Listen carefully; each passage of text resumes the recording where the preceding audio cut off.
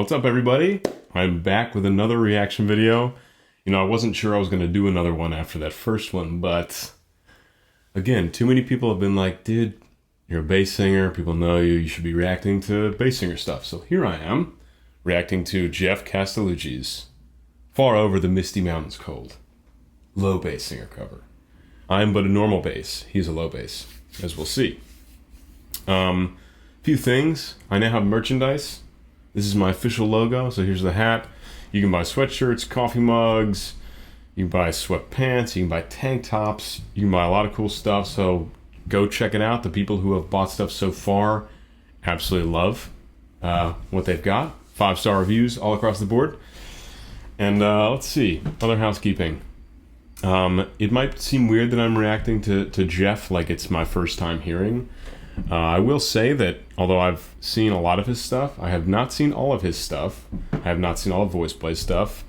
And most of the stuff I've seen, I've only seen once. So as much as I love Geoff, I do not spend hours and hours binging his content and his compilations. So some of this will come as rather surprising to me. And if it's not, I'm going to give my analysis as a bass singer because I know that's what you guys want.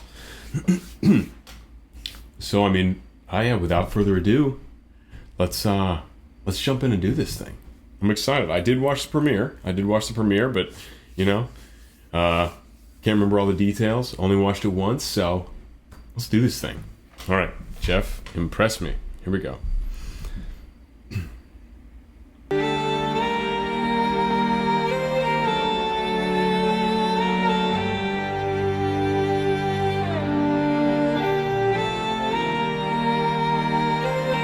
So I'll go ahead and stop here already. What I like that Geoff's been doing is he has, in his own brand and his own image, he has kind of separated a little bit from pure acapella. So he has the pure acapella stuff with Voice Play, but when he's doing his own thing, he has really nice instrumentation, which I assume he arranges as well. I assume he has some knowledge of orchestral arrangement and other instrumental arrangement. And I love that. So, you know, he's doing the pure acapella with Voice Play, and then he's doing, you know, his own version, his own genre, where he's doing these low bass acapella-like covers, but he's adding instrumentation. I think that's really fascinating. And it works quite nicely. Especially, you know, a nice string section in a piece like this. It's the chef's kiss.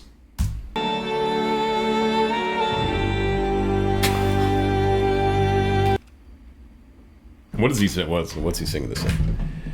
All right, we got a subharmonic. Let's see what. Oh, G. Okay, cool. So he's got this down a half step. Nice.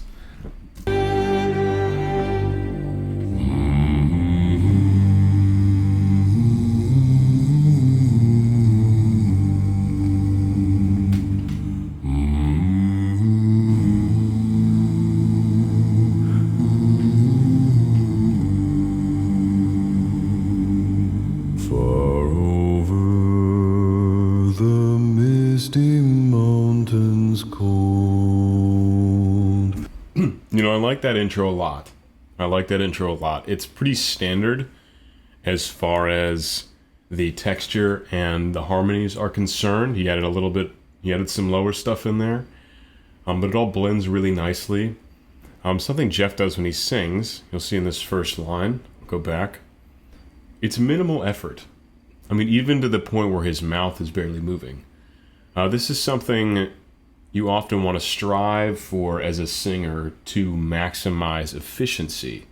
You don't want to get too caught up in a bunch of mouth movement when really the sound is coming from diaphragm through vocal folds. And that's it. And then the shape of your vocal tract informs the kinds of sounds you make. And what Geoff does a great job of is not overdoing it at the lip-mouth area. Or the oral cavity, as it's called. He really just uses the voice and puts enough texture and diction in it so we know what he's saying, but it doesn't get chopped up. Let's listen to that again.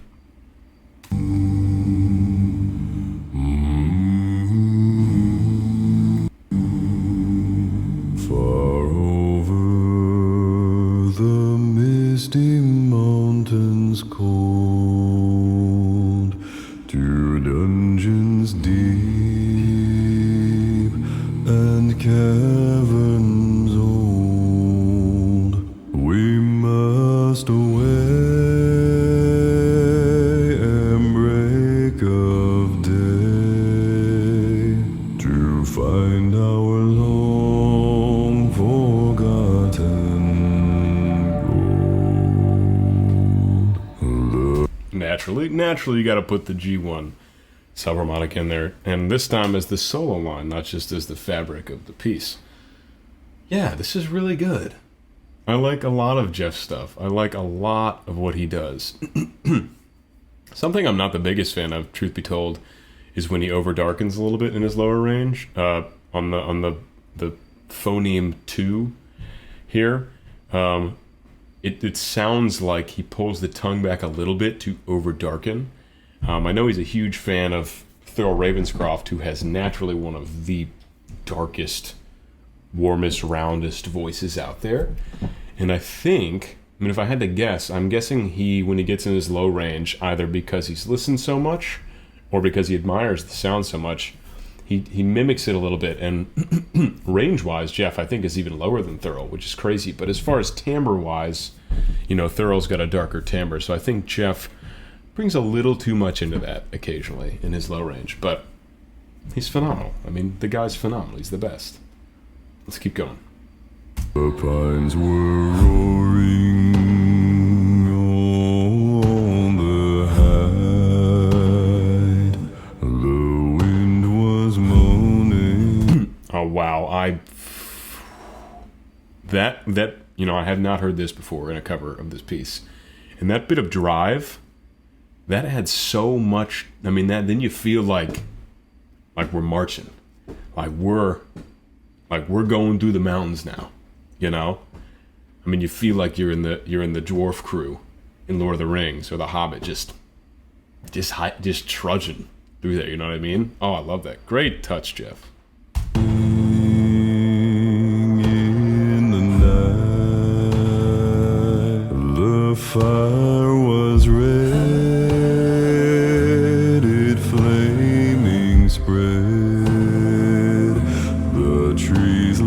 Torches blazed with light.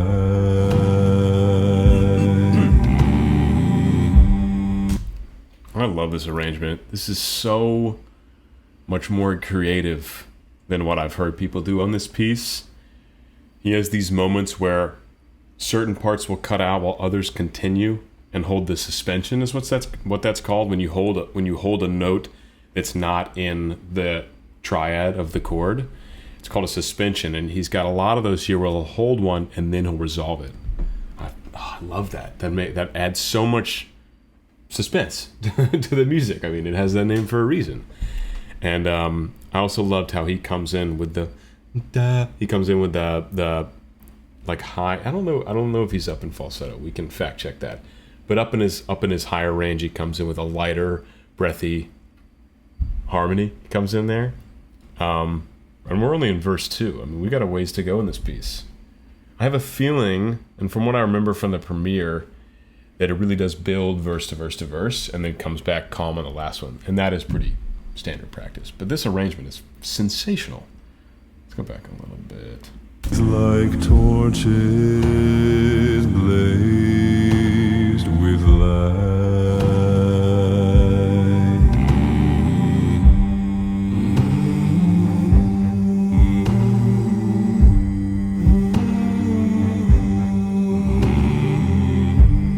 Also, these outfits. The man's got a budget now. I mean, he's built up a following and it makes a lot of money on Patreon. He's got a budget and he uses it really well. This is a beautiful production.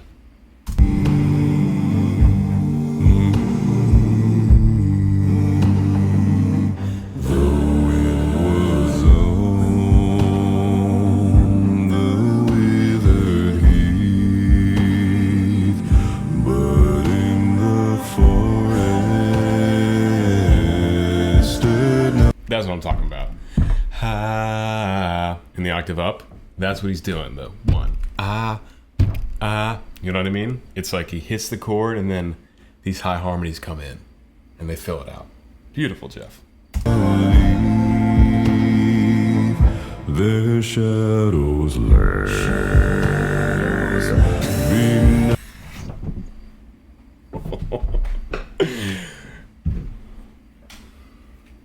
I've decided every time someone does something crazy in one of these reactions, I'm wearing the pit vipers for at least 30 seconds. Hold up. And that was a thick with 3 C's G1 in chest. That is insane. God. Hold up. Did not leave, their shadows lurk,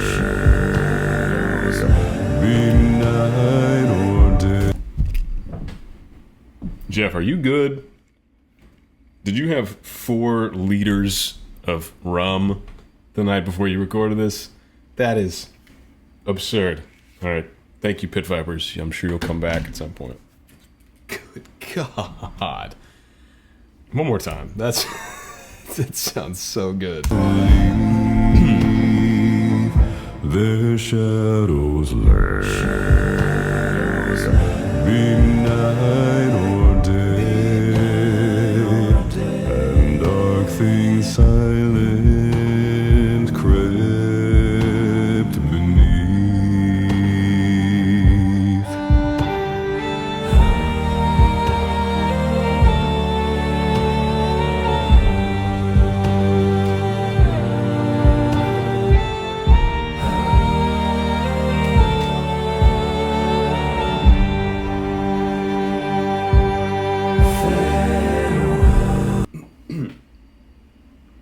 I mean, really, he's a great singer. He's got crazy range, but seriously, his best asset might be his arrangements. They're beautiful. I mean, there's like Tomi P is another one of, in my opinion, one of the best arrangers of a cappella music I've ever heard in my life. And there's a lot of similarities between these two in terms of creativity and taking the original content and putting their own amazing spin on it. And those two do it like no one else, in my opinion. I mean, it's incredible. I mean, he just had this down section that doesn't exist, I don't think.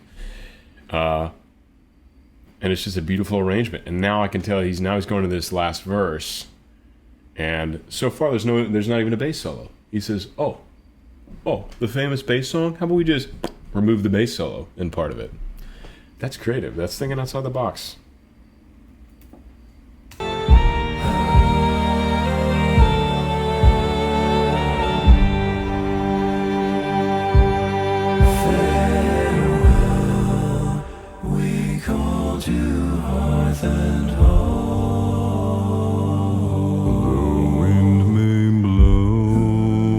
See the on the word "the," to me, it's a little too overdarkened. There's a little too much tongue in the pharynx action.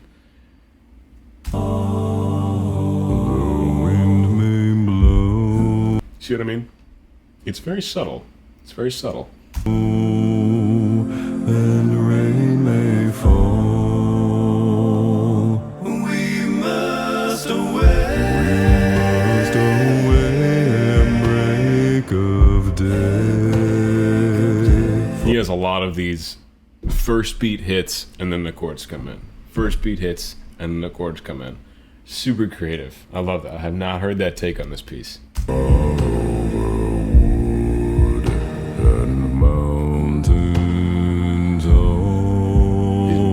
He's making us wait. You know he's gonna finish this song on a G. I'm gonna get my Pit Vipers ready. Wait.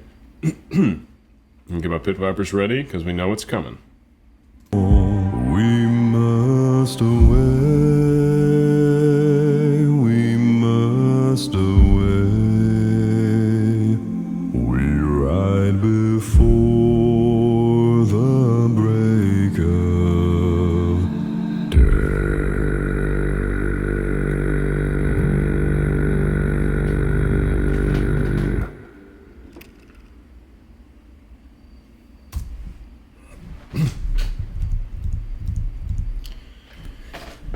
Yeah. Yeah, Geoff, that was sensational, man. You earned double Pit Viper status. I have a feeling that's going to be rare in these reactions. Now, that final low G I did not like as much as the one in the middle. The one in the middle was cleaner. It had more higher partials. You know, that middle one, you put that in a choir setting, you would hear it. I mean, you would hear that, you know, if you got the whole choir on like an ooh, something soft. You would hear that. The end one, a little breathier, almost growl-like. I don't think it was growl. I think it was chest. But that's just my opinion. Middle one. Actually, let's go listen to the middle one a fourth time. Where was that? We're gonna find it. That's so good. Torches blazed with light. All right. Next one. But in the fall, their shadows lurk. That is insane. Now listen. I'm gonna play it one more time, a fifth time, and then I'm gonna jump to the final G, and I think you'll get the difference I'm talking about.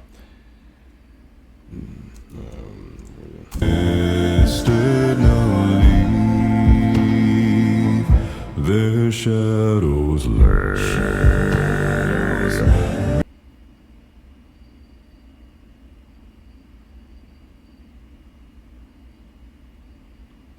We ride before the break of day.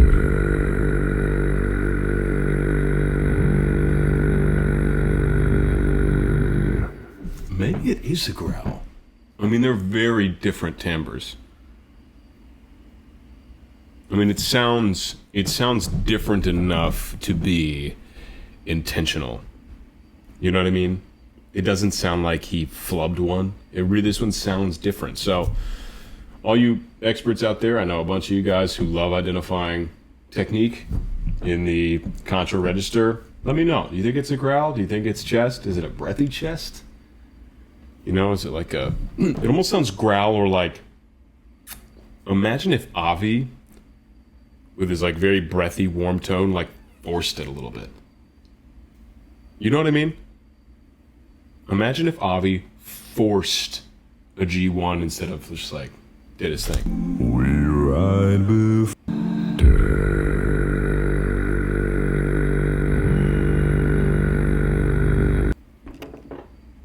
I don't know, guys. I'm not in the business of IDing. I'm in the business of singing.